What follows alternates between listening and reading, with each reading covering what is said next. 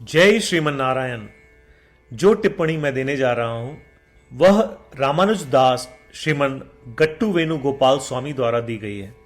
अध्याय 13 क्षेत्र क्षेत्रज्ञ विभाग योग श्लोक 33। यथा प्रकाशयति एकः कृत्स्नं लोकम् इमं रविः क्षेत्रं क्षेत्री तथा कृत्स्नं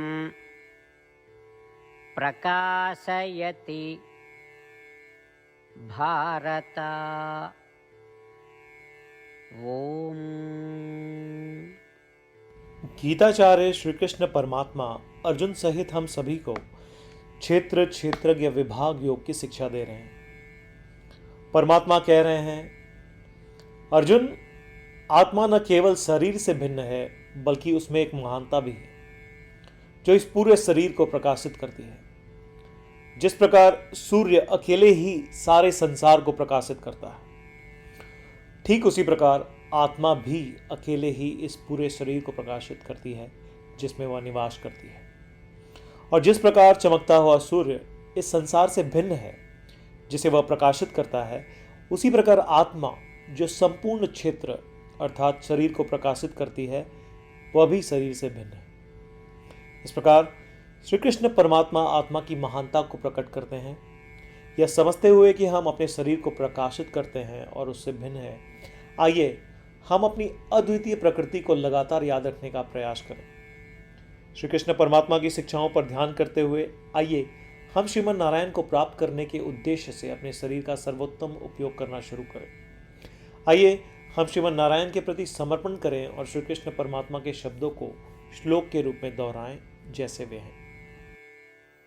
यथा प्रकाशयत्येकः कृत्स्नं लोकम् इमं रविः क्षेत्रं क्षेत्री तथा कृत्स्नं प्रकाशयति भारत।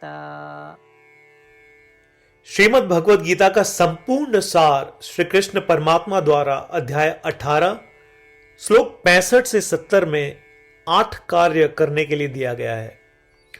श्री कृष्ण कहते हैं, मुझे वे लोग पसंद है जो इन 8 बातों का पालन करते हैं। मैं उन भक्तों की हर प्रकार से रक्षा करूंगा। श्री कृष्ण परमात्मा द्वारा बोली गई संपूर्ण भगवत गीता को सुनने के बाद अर्जुन कहते हैं, करिष्ये वचनम तव, जिसका अर्थ है, कृष्ण, मैं वैसा ही करूंगा जैसा आप कहेंगे। यही कारण है कि श्री कृष्ण ने अर्जुन को सभी प्रकार की सफलताएं और जीत प्रदान की है। आइए परमात्मा को वचन दे कि हम इन 8 कर्मों का पालन करेंगे। ऐसी कोई पूजा, तप या यज्ञ नहीं है जो परमात्मा को यह शब्द देने से बढ़कर हो।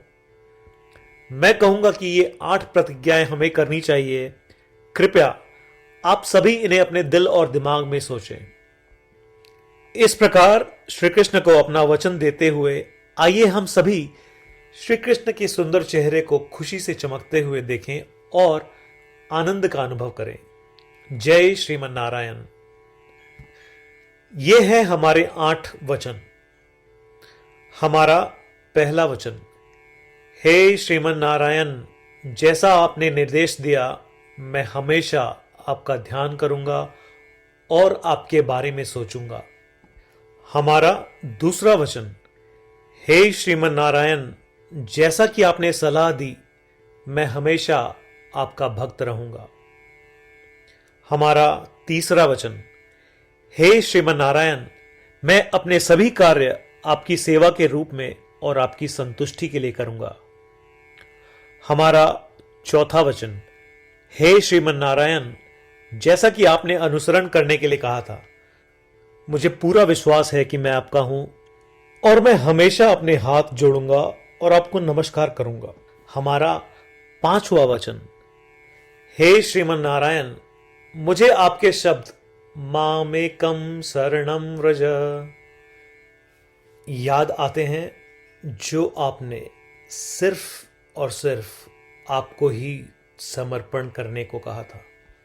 श्रीमन नारायण, मैं केवल आपके प्रति समर्पण करता हूं।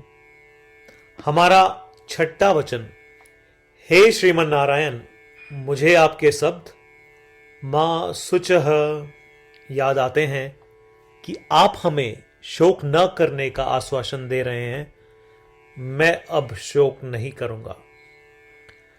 हमारा सातवां वचन, हे श्रीमन नारायण, आपने हमारे लिए श्रीमद् भगवत गीता देकर हम सभी पर कृपा की है और आशीर्वाद दिया है।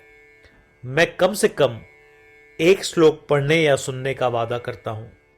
हमारा आठवां वचन, हे श्रीमन नारायण, आपने सारी मानवता को गीता प्रदान की।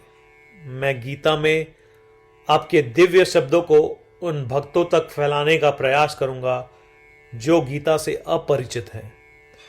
हमने अभी अभी परमात्मा को 8 वचन दिए हैं।